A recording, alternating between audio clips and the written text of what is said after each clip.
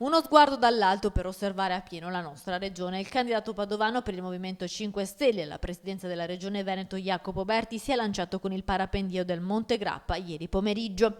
Un atto simbolico per attirare l'attenzione dell'opinione pubblica sulla devastazione del territorio. Dobbiamo difendere l'ambiente e incentivare il turismo, ha detto il candidato prima del volo durato circa un'ora. Con sé Berti ha portato la bandiera del Movimento 5 Stelle. E siamo arrivati.